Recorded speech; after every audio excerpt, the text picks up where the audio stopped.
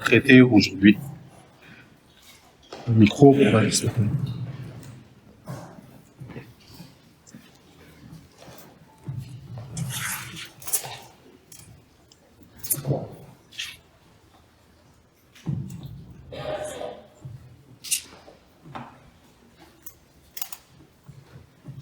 Je vais vous lire Luc 15, verset 1 et verset 2, et après du verset 11 au verset 32. Tous les publicains et les gens de mauvaise vie s'approchaient de Jésus en temps. Et les pharisiens et les scribes murmuraient disant : Cet homme accueille des gens de mauvaise vie et mange avec eux. Il dit encore : un homme avait deux fils. Le plus jeune dit à son père : Mon père, donne-moi la part de bien qu'il doit me revenir. Et le père leur partagea son. Peu de jours après, le plus jeune fils, ayant tout ramassé, partit pour un pays éloigné, où il dissipa son bien, en vivant dans la débauche. Lorsqu'il eut tout dépensé, une grande famine survint dans ce pays, et il commença à se trouver dans le besoin. Il alla se mettre au service d'un des habitants du pays, qui l'envoya dans ses champs garder les bourses. Il aurait bien voulu se rassasier des carouges que mangeaient les bourseaux, mais personne ne lui en donnait. Étant rentré en lui-même, il se dit : Combien de mercenaires chez mon père ont du pain en abondance, et moi, ici, je meurs de faim. Je me lèverai, j'irai à mon père, et je lui dirai : Mon père, j'ai péché contre le ciel et contre toi. Je ne suis plus digne d'être appelé ton fils. Traite-moi comme l'un de tes mercenaires. Il se leva et alla vers son père. Comme il était encore loin, son père lui rit et fut ému de compassion. Il courut et se jetait à son cou et le baisait. Le fils lui dit : Mon père, j'ai péché contre le ciel et contre toi. Je ne suis plus digne d'être appelé ton fils. Mais le père dit à ses serviteurs : Apportez vite la plus belle robe et l'en revêtez. Mettez-lui un anneau au doigt et des souliers aux pieds. Amenez les veaux gras et tuez-le. Mangeons et réjouissons-nous, car mon fils que voici était mort et il est revenu à la vie. Il était perdu et il est retrouvé. Et ils commencèrent à se réjouir. Or, le fils aîné était dans les champs lorsqu'il revint et approcha de la maison. Il entendit la musique et les danses. Il appela un des serviteurs et lui demanda ce que c'était. Ce serviteur lui dit : Ton frère est de retour, et parce qu'il l'a retrouvé en bonne santé, ton père a tué le veau gras. Il se mit en colère et ne voulut pas entrer. Son père sortit et le pria à l'entrée. Mais il répondit à son père : Voici, il y a tant d'années que je te sers, sans avoir jamais transgressé tes ordres, et jamais tu ne m'as donné un chevreau pour que je me réjouisse avec mes amis. Et quand ton fils est arrivé, celui qui a mangé ton bien avec tes prostituées, c'est pour lui que tu as tué le veau gras. Mon enfant, lui dit le père, tu es toujours avec moi, et tout ce que j'ai est à toi.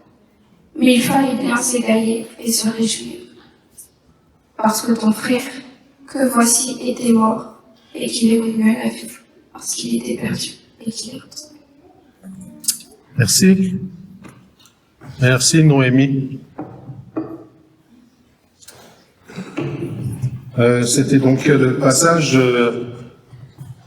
pour aujourd'hui que Noémie nous a lu tout à l'heure. Cette parabole de Jésus a été appelée la parabole du fils prodigue, ce qui a été une erreur commise par la majorité des églises chrétiennes.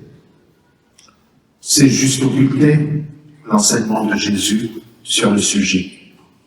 Et occulter ce que Jésus enseigne ne peut que faire du mal à toute la chrétienté. Et cela a duré pendant des siècles. Il s'agit, en vérité, de la parabole des fils prodigues. J'avais déjà traité ce sujet ici le 12 juin 2022 et j'ai donné comme titre à ce message donc « Un père avait deux fils ». Je voudrais reprendre ce thème aujourd'hui, mais dans un angle différent, puisque Jésus parle de deux frères, un frère cadet et un frère aîné.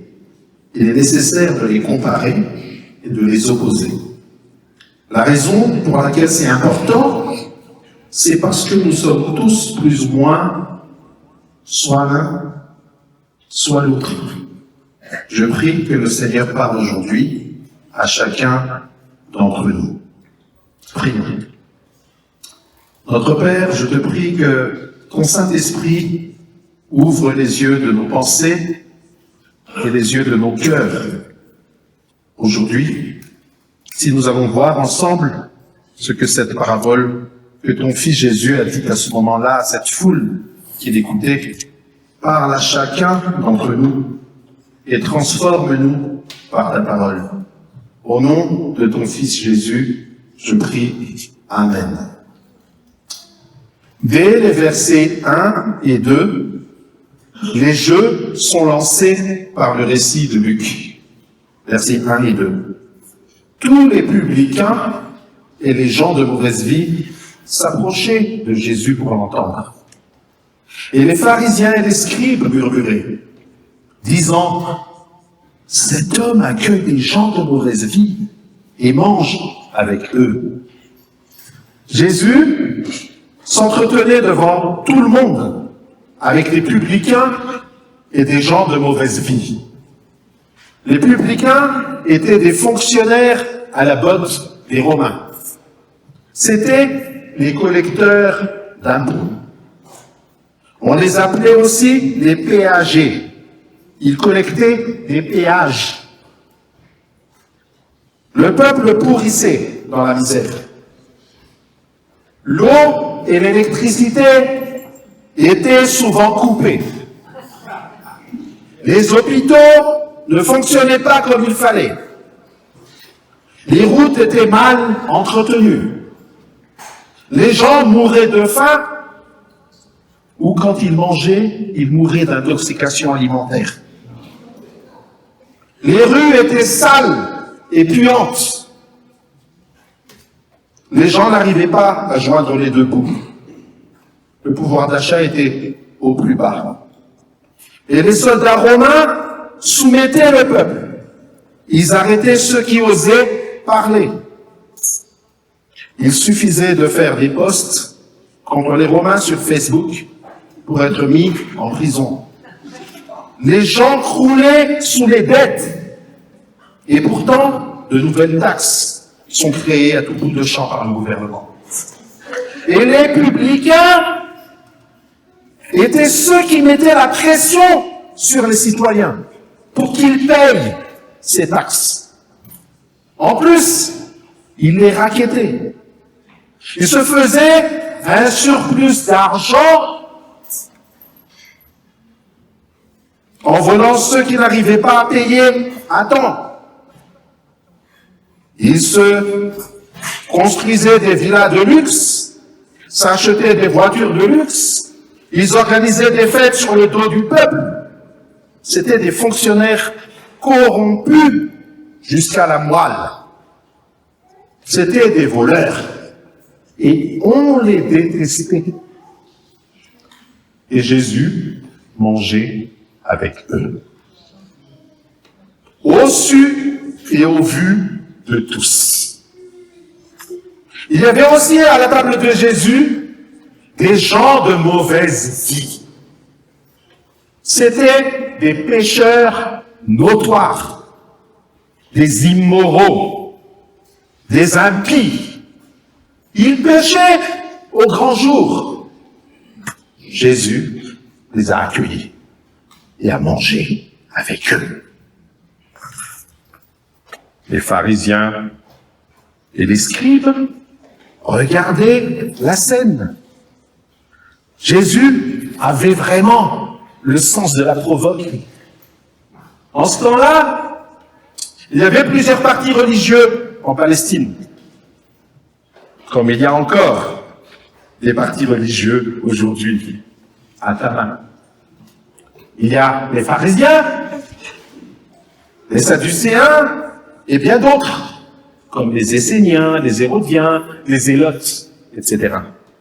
Ces partis étaient en compétition entre eux. Puis, il y avait les scribes, qui étaient les docteurs de la loi. On retrouvait les scribes dans chaque parti religieux. Donc, on voyait des scribes, les pharisiens avaient des scribes, les sadducéens avaient des scribes, donc des docteurs de la loi en leur sein. Les gens de mauvaise vie exerçaient des métiers qui étaient incompatibles avec l'observance de la loi de Dieu.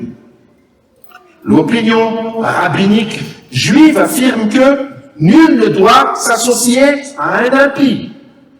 Ces gens n'avaient pas le droit d'entrer dans une synagogue. Ces gens de mauvaise vie. Et il était même interdit de leur enseigner la loi. Les pharisiens et les scribes, les docteurs de la loi, sont scandalisés au plus profond d'eux-mêmes. Ils reconnaissaient Jésus comme étant un rabbi, un maître. Ils l'écoutaient même quand Jésus avait 12 ans. Et ce que Jésus disait était revêtu d'autorité. Ils connaissaient si bien la loi de Dieu. Ils n'aimaient pas Jésus. C'était un concurrent dans la compétition entre partis religieux. Mais ils avaient tout de même un respect envers lui. Et le voilà en train de discuter avec des publicains et des gens de mauvaise vie, enfreignant délibérément la loi juive. Les pharisiens étaient offusqués. Jésus, voyant ces deux types de personnes qui sont en face de lui, les publicains et gens de mauvaise vie d'un côté, et les pharisiens et scribes de l'autre, leur raconte alors sa parabole. La parabole des deux fils. Le jeune frère perdu et le frère aîné perdu.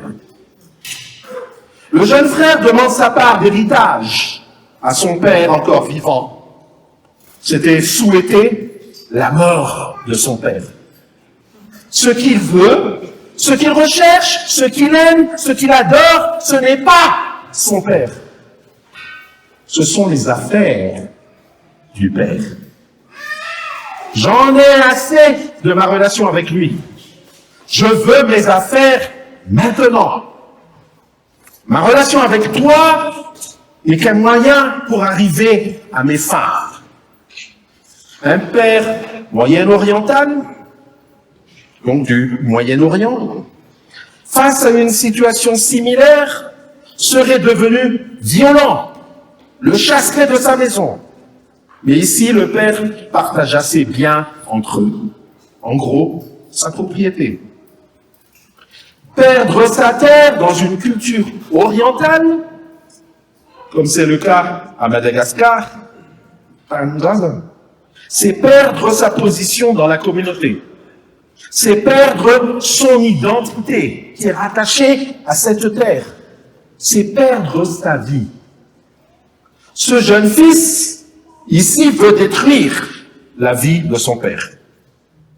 Et c'est ce que fait le père. Il se détruit lui-même. Il lui donne sa propriété.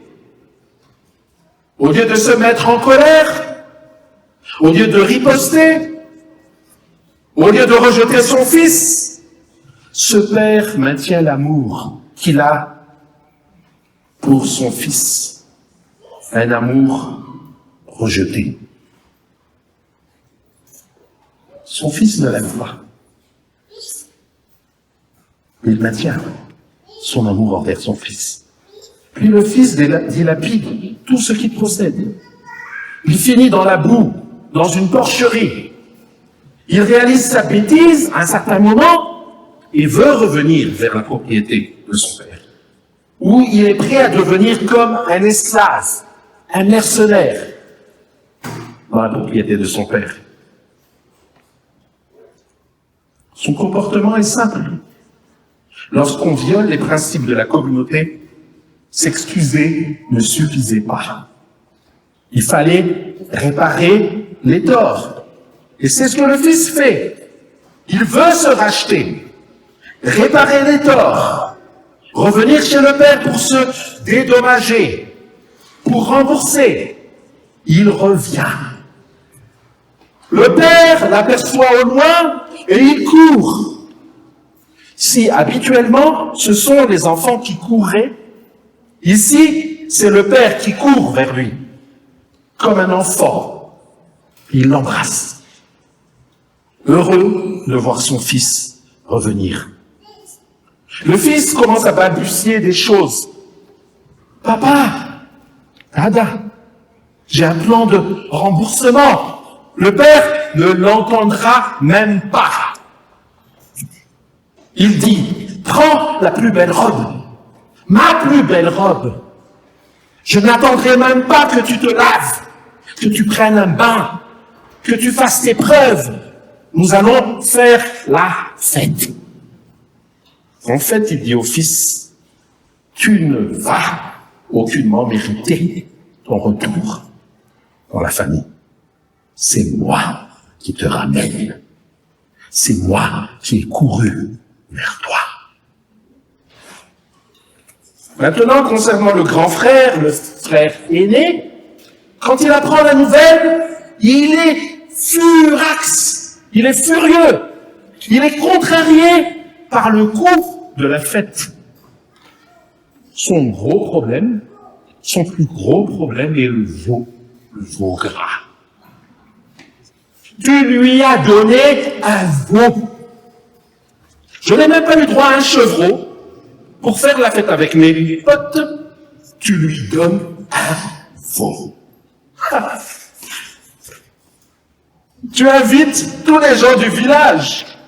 Tout ça va nous coûter trop cher. Comment oses-tu utiliser nos richesses ainsi? Comme je t'ai toujours obéi, j'ai mon mot à dire.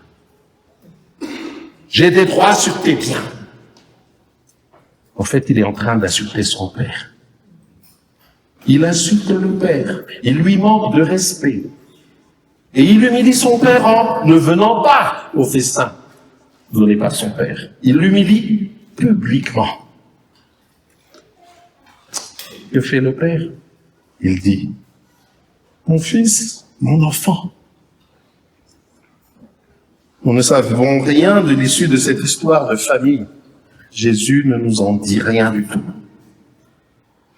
Mais que veut dire Jésus aux publicains et gens de mauvaise vie et aux pharisiens et scribes qui étaient là pour l'entendre? Jésus redéfinit Dieu, puis il redéfinit le péché, et enfin il redéfinit le salut. Tout d'abord, il redéfinit Dieu. Les personnages de l'Ancien Testament, depuis la Genèse, les personnes contemporaines à Jésus, les Juifs et tous ceux qui étaient métis juifs aux alentours, ont eu du mal à accepter le concept de Dieu comme Père. Jésus a été le premier à s'adresser à Dieu comme son Père. Et il a appris à ses disciples de s'adresser à Dieu comme à leur Père. Lorsque vous priez, dites ceci: notre Père qui est aux cieux. Mieux que cela, dans cette histoire, Dieu nous montre un Père différent de tous les pères de son époque. Un Père qui accepte de s'abandonner émotionnellement. Généreux, qui accepte l'agonie d'un amour rejeté. Malgré sa puissance, sa majesté, sa grandeur, sa richesse, il est aimant. Il souffre. Il aspire à votre amour, à l'amour de ses enfants. Il vous aime. Jésus, à travers cette parabole, dit « Voilà qui est Dieu. Voilà à quoi il ressemble. Sa douceur et sa majesté, sa puissance et sa tendresse. » Personne n'avait jamais décrit Dieu de cette façon. Jésus redéfinit Dieu. C'était le premier point. Le deuxième point, il redéfinit le péché. Dans sa description du jeune frère, Jésus nous donne une image du péché telle qu'elle nous est comprise. Cette image donc du péché qui nous est comprise traditionnellement. N'importe quelle personne religieuse, n'importe quel pharisien, n'importe qui pourrait la regarder et dire « Oui, c'est un péché. Les prostituées, l'insulte envers le Père, vivre comme un cochon, vivre une vie dissolue, égocentrique. Oui, c'est un péché. » Puis, décrivant le frère aîné, à la fin de sa description, Jésus renverse la situation. C'est incroyable, hein, comment il le fait. Voici ce qui se passe. Il y a deux fils, l'un est très bon, très bon, l'autre est très mauvais. Et tous deux sont éloignés du cœur de leur père. Chacun d'eux voulait les biens de son père, mais il ne voulait pas le père. Chaque fils s'est servi de son père pour obtenir ce qu'il voulait vraiment. Ni l'un ni l'autre n'aimait son père. Ils s'en sont juste servis pour obtenir statut social, richesse, les choses qu'ils aimaient vraiment, les idoles de leur cœur.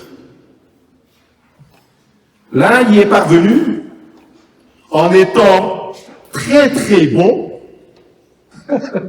et l'autre en étant très mauvais. Tous deux sont perdus. Le mauvais est perdu dans sa méchanceté, et le bon est perdu dans sa bonté. Au final, le mauvais fils, c'est incroyable dans cette histoire, hein? Au final, le mauvais fils est sauvé. Et le bon, à notre connaissance, est perdu. Au final, le mauvais fils est sauvé et le bon est perdu. C'est contraire à notre conception habituelle des choses. Et l'amant des prostituées est sauvé et l'homme droit est perdu. Pourquoi l'homme bon est perdu? Il n'a pas été perdu malgré sa bonté, il l'a été à cause d'elle, à cause de sa bonté. Ce ne sont pas les péchés qui le tiennent éloigné du Père, c'est sa bonté. Il est fier de sa bonté. C'est sa justice qui l'éloigne de Dieu, sa propre justice, son autosatisfaction. Il y avait deux groupes de personnes autour de Jésus. Les publicains et les gens de mauvaise vie d'un côté, et les pharisiens et docteurs de la loi de l'autre. Ah, on comprend de qui Jésus parle. Les pécheurs notoires sont les fils cadets. Ils vivent comme ils l'entendent, comme bon leur semble. Et les pharisiens, les enseignants de la loi, les religieux, ce sont les aînés. Vous êtes tous deux perdus. Vous êtes tous deux éloignés de Dieu. Vous avez tous deux tort. Vous faites tous les deux du monde un endroit terrible, mais juste de manière différente. Les aînés divisent le monde en deux. Ils disent, les bons sont dedans, vous les méchants, vous êtes dehors. Les jeunes frères divisent le monde en deux parties également. Ils disent, les gens ouverts d'esprit et libres sont dedans. Les intolérants et les réactionnaires sont dehors, vous. Et Jésus dit, ni l'un, ni l'autre. L'évangile de Jésus-Christ n'est ni religion, ni irréligion. Ce n'est ni moralité, ni immoralité. Ce n'est ni moralisme, ni immoralisme. Ce n'est ni le mélange des deux, ni l'équilibre entre les deux, ni un mi-chemin entre les deux. C'est autre chose, c'est hors norme. Ce n'est ni le fils cadet, ni le fils aîné. Les deux, moralisme et immoralisme, religion et irréligion, sont deux façons d'être son propre sauveur et Seigneur. Ce sont deux moyens de rejeter Dieu. Pour le fils cadet, c'est d'ignorer Dieu, de vivre comme bon lui semble. C'est de juste prendre ce qu'il veut. Pour le fils aîné, c'est d'être moral, très religieux, lire la Bible, obéir aux commandements et de prier sans cesse. Pour les deux, c'est d'éviter Jésus. Et c'est bizarre parce que on les reconnaît, les gens qui évitent Jésus, quand on leur demande qu'est-ce que vous préfériez, ce monde dans lequel nous vivons actuellement, ou bien le monde avant que Adam et Ève aient péché? Moi, je leur dirais plutôt, je préfère quand Adam et Ève ont péché, parce que là, j'ai Jésus dans la vie. On a besoin de Jésus. Et c'est pourquoi le plan de Dieu pour la rédemption du monde a été préparé bien avant la fondation du monde. C'est parce que Jésus est la meilleure chose qui ait pu arriver dans la vie de l'univers. Pour les deux, c'est d'éviter Jésus. Pour le religieux, le moyen d'éviter Jésus, c'est comment? C'est d'éviter de pécher. Comme ça, j'ai pas besoin de Jésus. Les personnes religieuses obéissent à Dieu pour obtenir quelque chose. Elles n'obéissent pas parce qu'elles aiment Dieu, elles obéissent pour obtenir quelque chose de Dieu. Et Jésus redéfinit alors le salut. Il ne se contente pas de redéfinir Dieu comme Père. Il ne se contente pas de redéfinir le péché. Il redéfinit le salut. Ce n'est pas une question de bon et mauvais. Le mode par défaut de tout cœur humain, qu'il soit moral ou immoral, religieux ou irréligieux, le mode par défaut de tout cœur humain est l'auto-justification. Être son propre sauveur et maître. Essayer de contrôler les choses et essayer de contrôler les gens. La question, c'est comment pouvons-nous être sauvés? 3 choses. D'abord, l'initiative d'amour du Père. Le Père va vers ses 2 fils pour les accueillir. Il va embrasser son fils avant même qu'il ait le temps de se repentir. C'est important. Hein? Ce n'est pas la repentance qui déclenche le baiser du Père. Vous ne cherchez jamais le Père, à moins qu'il ne vous recherche d'abord. Ce n'est pas la repentance qui sauve. c'est l'amour du Père qui nous sauve. Pour les religieux, c'est repentez-vous pour être sauvés. Dans l'évangile, c'est vous êtes d'abord sauvés parce que vous expérimentez l'amour du Père et la repentance est le fruit de ce salut.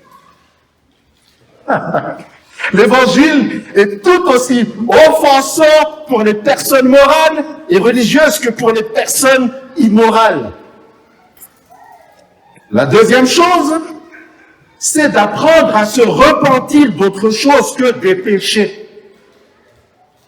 Le fils cadet voulait revenir avec toute une liste de péchés à se repentir. Le frère aîné, bon comme il est, n'a rien sur sa liste. Comment peut-on être sauvé alors qu'on est sans péché sur sa liste? Je t'ai toujours obéi.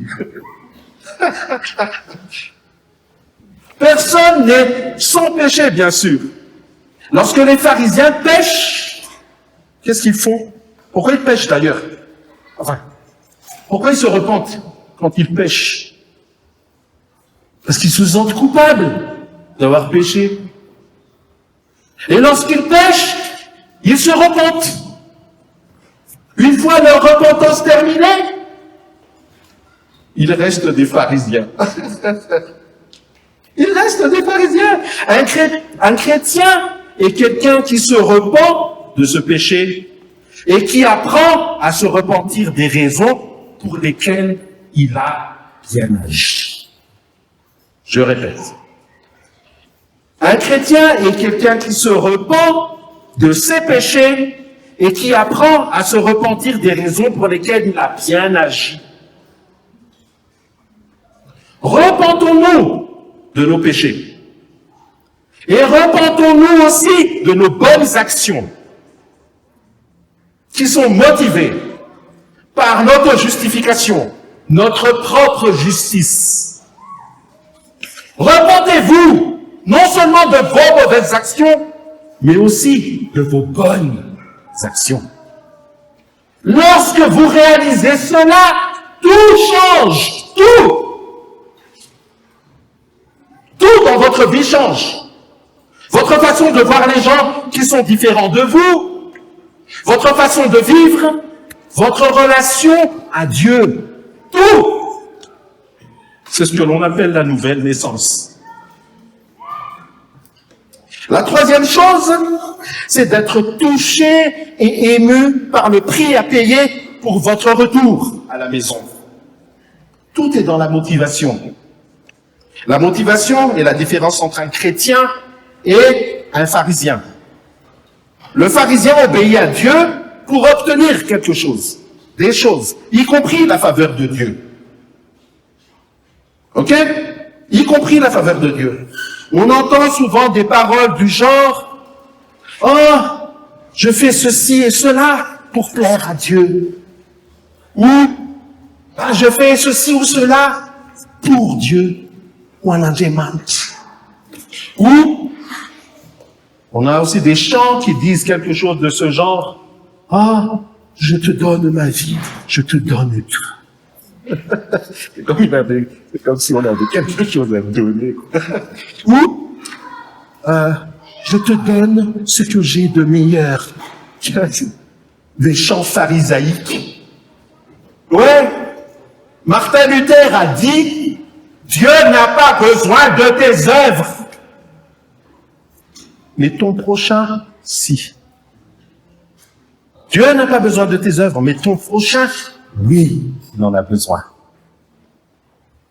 Le chrétien, lui, obéit à Dieu juste parce qu'il a obtenu Dieu. Son cœur fond envers Dieu au point qu'il aime enfin le Père. Il sait que ce que le Père a dit est vrai. Tout ce que j'ai est à toi. Il sait que sur la croix, Jésus a été dépouillé de ses vêtements pour que nous puissions revêtir une robe d'honneur que nous ne méritons pas. Sur la croix, Jésus, pour la première fois, n'a pas appelé Dieu « mon Père, mon Père ». Il a crié « Père, Père ». mon Dieu, pourquoi m'as-tu abandonné? Pour que nous soyons réconciliés avec Dieu et que nous puissions l'appeler Abba, Père. Il a tout payé. Il a payé toute notre dette. Il nous ramène à la maison. Et quand vous êtes révélé de cela, cela changera radicalement votre motivation, votre approche de Dieu. Vous serez alors vraiment chrétien. Beaucoup d'entre vous sont du genre petit frère. Vous dites, le plus gros problème dans le monde et dans l'Église, c'est quoi? C'est la religion. Nous ne voulons pas de religion. Paul nous dit, dans sa deuxième lettre à Timothée, au chapitre 3, 2 Timothée 3, versets 1 à 5. Sache que dans les derniers jours, il y aura des temps difficiles, car les hommes seront égoïstes, amis de l'argent, fanfarons, hautains, blasphémateurs, rebelles à leurs parents, ingrats, irréligieux, insensibles, déloyaux, calomniateurs, intempérants, cruels, ennemis des gens de bien, traîtres, emportés, enflés d'orgueil, et aimant le plaisir plus que Dieu, ayant l'apparence de la piété, mais reniant ceux qui en fait la force. Et il dit à Timothée, éloigne-toi de ces hommes-là. Dans le dernier jour, il y aura des temps difficiles. Les hommes seront irréligieux, ayant l'apparence de la piété, mais reniant ceux qui ont fait la force. Voudriez-vous commencer à reconsidérer la situation? Reconsidérez-la et réalisez que vous avez peut-être tort. D'autres sont du genre grand frère. Si tu es malheureux, c'est à cause de ta bonté. L'essentiel entre toi et Dieu, ce ne sont pas tes péchés, ce qui te sépare de Dieu, mais tes bonnes œuvres. Et tu es en colère contre les gens et contre les choses parce que, j'ai essayé dur, j'ai travaillé dur, et ma vie ne va pas bien. Dépose ta bonté mortelle aux pieds de Dieu, aux pieds de Jésus. Tiens-toi en lui et en lui seul. Il est glorieusement complet et satisfaisant. Nos bonnes œuvres sont le fruit de la transformation que Christ a accomplie en nous par l'évangile de grâce. Elles ne sont en aucune manière, en aucun cas, la condition pour notre salut ou pour gagner la faveur de Dieu. Les bonnes œuvres sont le fruit de l'évangile, de la transformation que Dieu a accomplie en nous. Tout comme la repentance. La repentance n'est pas la condition de notre nouvelle naissance. Elle en est le fruit. Paul nous en parle aussi dans son épître aux Galates, au chapitre 5. Galates, chapitre 5, verset 16. Marchez selon l'esprit, et vous n'accomplirez pas les désirs de la chair. C'est en marchant par l'esprit que nous n'accomplissons pas les désirs de la chair. Et il nous donne toute une liste de produits de la chair. Versets 19 à 21. Galates 5, 19 à 21. Or, les œuvres de la chair sont manifestes.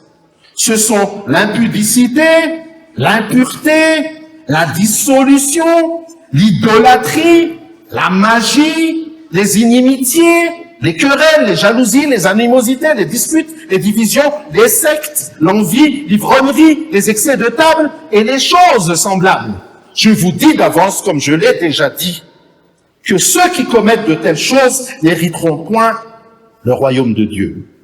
Regardez bien, il nous donne une liste de péchés notoires. Les péchés commis par des gens de mauvaise vie, par les petits frères, ceux du dehors, les gens du monde, ce sont l'impudicité, l'impureté. Souvent, quand on entend ça, on pense au sexe. Oui, c'est vrai, c'est en rapport à la sexualité, souvent. La dissolution, l'idolâtrie, la magie, l'ivrognerie, les excès de table et les choses semblables. Ce sont des péchés notoires. Ce sont les péchés qui sont faits par les gens du dehors, par les petits frères, les frères cadets. Et il nous donne également une autre catégorie de péchés dans le même passage, ce que l'on retrouve dans les églises. Parmi les pharisiens, par les grands frères, ceux du dedans. On connaît, Ce sont les inimitiés, les querelles, les jalousies, les animosités, les disputes, les divisions, les sectes, l'envie et les choses semblables. C'est les péchés évangéliques. Ceux du grand frère. Il est marrant aussi, Paul. Et il nous donne ce qu'il appelle le fruit de l'esprit par la suite. Pas les fruits. Le fruit de l'esprit. Ce que l'évangile de Jésus-Christ produit, le fruit de l'esprit. Versets 22 et 23. Mais le fruit de l'esprit, c'est l'amour, la joie, la paix, la patience, la bonté, la bénignité, qui veut dire la bienveillance, la fidélité, la douceur, la tempérance. La tempérance, c'est le self-control. La loi n'est pas contre ces choses. Tout ceci ne peut venir que de Dieu seul. Nous ne pouvons pas le produire par nous-mêmes. Nous ne pouvons pas. Nous n'avons pas la capacité de produire tout cela par nous-mêmes. Nous pouvons juste faire semblant. Tout ceci est le fruit de l'esprit, le fruit de l'évangile de Jésus-Christ. Ce n'est pas en prêchant sur le fruit que nous le produirions. C'est par la transformation apportée par l'évangile de grâce de Jésus-Christ que ce fruit serait produit dans nos vies. Uniquement. C'est par l'évangile. C'est par l'évangile que les non-croyants sont sauvés. C'est par le même évangile que les croyants sont sanctifiés et transformés. Souvent, nous prêchons l'évangile pour amener les non-croyants au salut. Et une fois qu'ils sont introduits dans nos cercles, nous leur apprenons à obéir aux principes de la Bible, ce qui est une erreur fondamentale. C'est l'évangile et non les principes bibliques qui transforment les gens. Amen. Et c'est ce que Paul nous dit dans Galates 5, toujours au verset 25. Si nous vivons par l'Esprit, marchons aussi selon l'Esprit. En résumé, il y a 3 manières de répondre à l'amour de Dieu. En résumé de tout ce que je viens de dire tout à l'heure. 3 manières de répondre à l'amour de Dieu. Par l'irréligion, la religion et par l'évangile. On rejette Dieu de 2 manières. Par l'irréligion et par la religion. Lorsque nous voudrions nous sauver nous-mêmes. Ce sont les 2 ennemis opposés de l'évangile. Et c'est ce que j'ai donné comme titre à mon message d'aujourd'hui. L'évangile est alors une 3e voie. Ni la religion, ni l'irréligion, mais une 3e voie. Par l'évangile, nous recevons ce que Christ a déjà accompli pour nous. Par la foi seule. Dans la religion, j'obéis à Dieu, donc je suis accepté. Et pour obtenir quelque chose de lui. Dans l'évangile, je suis d'abord accepté par Dieu. grâce à l'œuvre de Christ seul. Alors le fruit, c'est que j'obéis à Dieu joyeusement et je l'obtiens lui, sa personne, Dieu. Je trouve plaisir en lui et je ressemble petit à petit à Christ. Tel est l'évangile de Jésus-Christ. Amen.